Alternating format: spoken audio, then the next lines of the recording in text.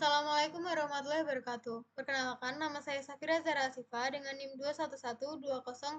21120120130130093.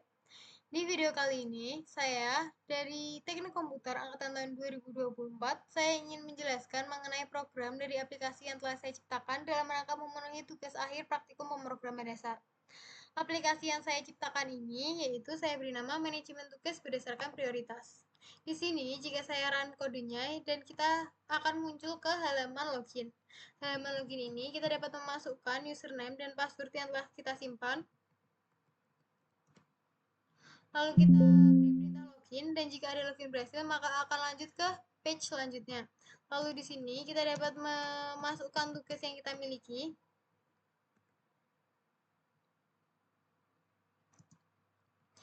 Dan deadline dari pengumpulan tugas tersebut sendiri. Dan di sini kita dapat memilih kategori tugasnya, yaitu di sini saya milih belajar dan lalu ditambahkan tugas. Lalu selanjutnya ada tugas lainnya. Di sini saya memilih kategori pekerjaan, deadline-nya di tanggal 2024. Nah, di sini setiap kategori pekerjaan akan dipisah jadi belajar sendiri dan kategori pekerjaannya sendiri dan akan diurutkan berdasarkan prioritas yang tertinggi. Lalu, jika kita pilih selesaikan tugas di sini, maka tugas yang akan diselesaikan adalah tugas dengan prioritas tertinggi, yaitu tugas dengan deadline yang terdekat, yaitu tugas laporan keuangan. Lalu, jika kita pilih undo di sini, maka kita akan membatalkan aksi terakhir yang telah kita lakukan tadi. Lalu selanjutnya di sini ada tombol keluar yang berfungsi untuk melakukan pengeluaran dari aplikasi manajemen tugas ini. Baik, di sini saya akan melanjutkan dengan menjelaskan mengenai program yang telah saya ciptakan. Jadi, di sini ada kelas. Kelas yang pertama yaitu kelas yang saya beri nama kelas tugas yang berfungsi untuk menyimpan data-data dari tugas. Kelas tugas ini berisi beberapa atribut, yaitu ada judul, deadline, dan kategori. Judul sendiri berisi nama dari tugas yang kita miliki.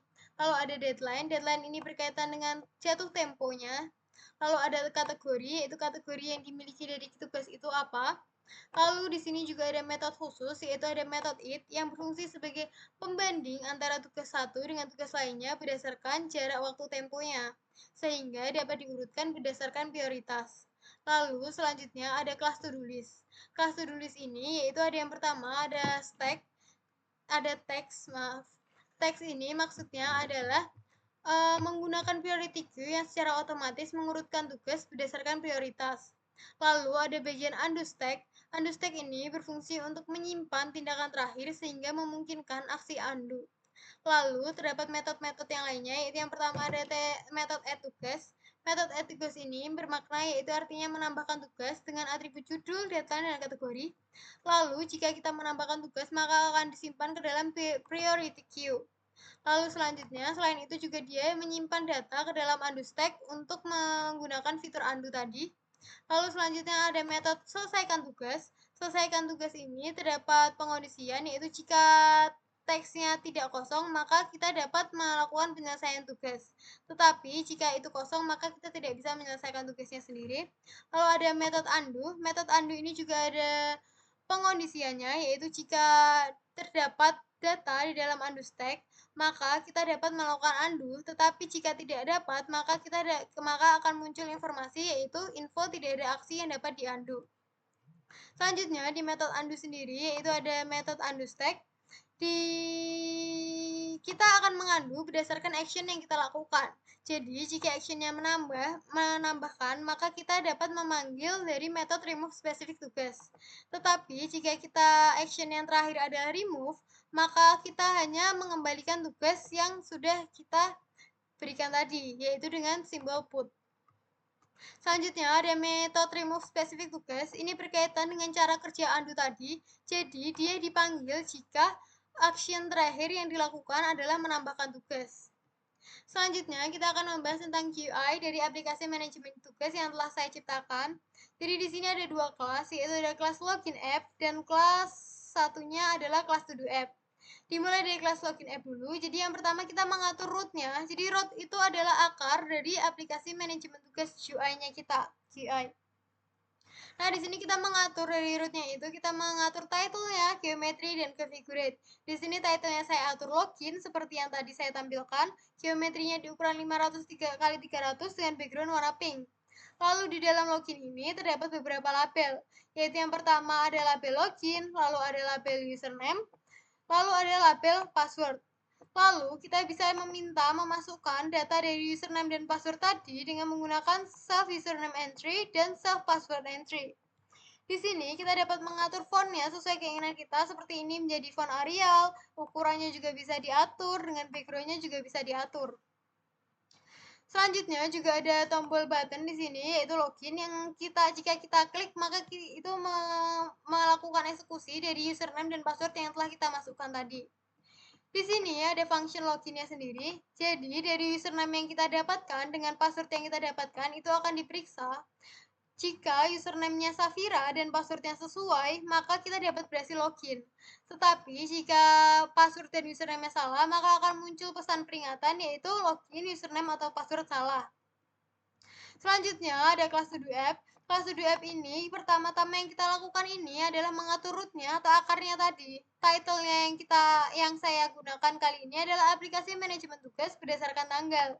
Di sini ukurannya saya atur 600 kali 400 dan configurasinya ini di warna pink. Selanjutnya ada label yang kita masukkan tadi, yaitu ada label hello dan label please insert your data.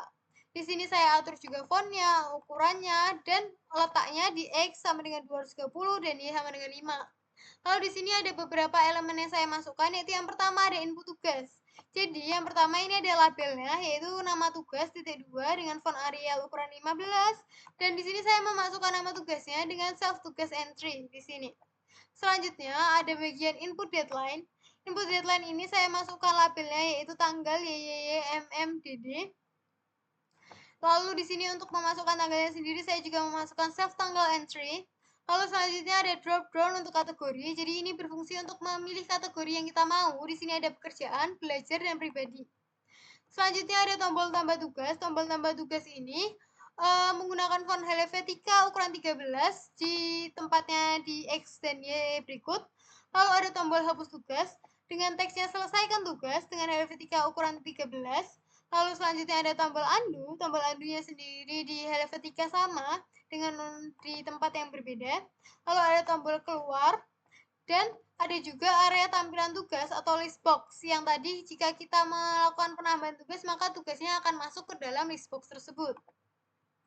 Lalu selanjutnya ada function untuk judul, deadline, dan kategori.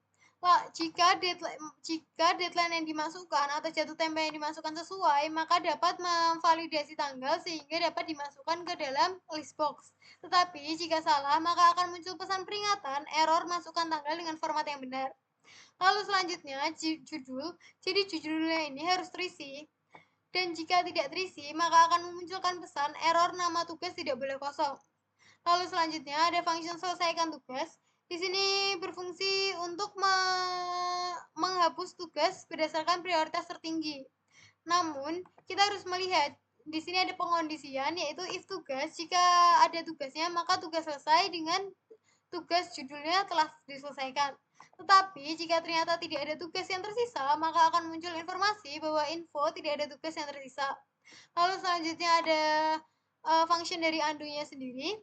Lalu ada function dari update tugas list. Jadi dia ini untuk memperbarui dari list box yang tadi. Dan juga kita dapat memisahkan tugas berdasarkan kategori. Jadi kan tadi tugasnya di list box ini terpisah-pisah. Jadi pekerjaan sendiri, belajar sendiri, pribadi sendiri. Jadi supaya pembaca lebih memahami tugas yang dimiliki gitu. Habis itu ada fungsi utama untuk menjalankan aplikasi, yaitu yang pertama ini ada fungsi main. Fungsi main ini berfungsi untuk menampilkan aplikasi page halaman pertama, yaitu page login. Lalu selanjutnya ada function yang kedua, yaitu function main app.